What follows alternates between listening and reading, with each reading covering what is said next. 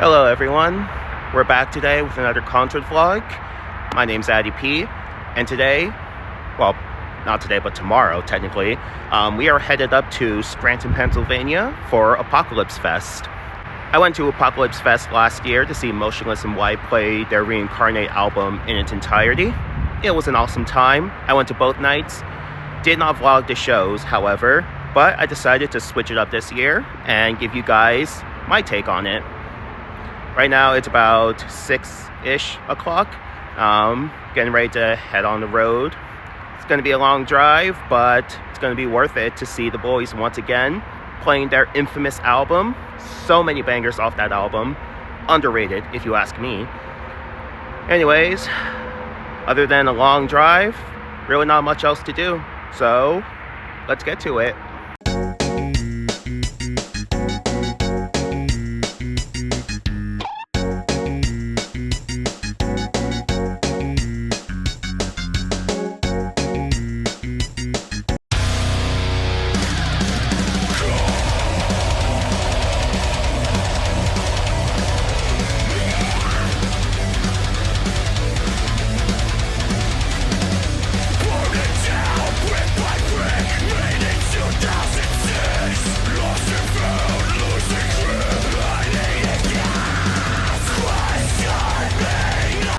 Right now, it's about 10:45. We're about 3 hours from our hotel. It's late, tired, but we pushed through. As someone who genuinely enjoys chicken Alfredo, would eat it every day for the rest of his life, gladly. I don't know how to feel about this. Don't tell me you got me dancing like an idiot to the gas station music in the background. If so, we're keeping it.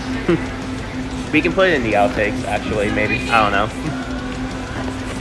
But this chicken and broccoli Alfredo is made with white meat chicken and penne pasta and a creamy Alfredo sauce. It's microwavable and ready in 4 minutes. I'm not quite sure how to feel about this. For me personally, I'm a Stouffer's guy.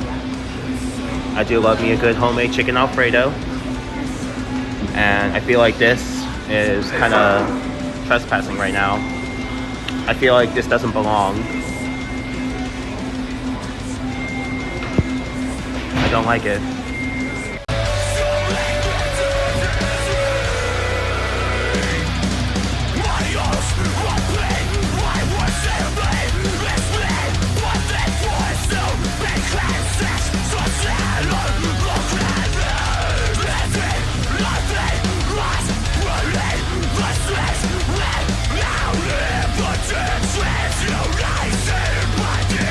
Well, after a long, tiring journey, we have arrived at our hotel. It is the same hotel that I stayed at last year for Apocalypse Fest, so that's pretty cool. Got my own bed this time. Did not have a bed for last year. Had to sleep on the floor. 0 out of 10 would not recommend. Right now it is 2 a.m. and I am just dead tired, especially after working a long shift. So I'm gonna get to bed, get some sleep, and then tomorrow, the fun all begins. So I will see you guys tomorrow. Good morning, everyone. I wouldn't really say morning, more good afternoon, but it is 12:21 right now. We slept in a little later than we wanted, I guess. We just got finished doing a little quick trip to Walmart. Right now we're gonna head back to the hotel. Maybe enjoyed a few of these mountains first, but we got about 6 hours until doors open, so we're just gonna hang out, I guess, until it's time to go down to the show. Alright, I had to take a little detour just to show you guys this groundbreaking discovery right here. Home 2. There's a second home. Wow, look at that. Looks so much better than the first one. Now, I don't want to get carried away, but I don't think a home 3 would be like stretching it too far. I don't know. Maybe the world's not ready for that yet. Home 2 should do for now. Well guys, it's finally time for the show. We are here in this very long line. Doors should be opening soon. And then the fun begins. Let's go.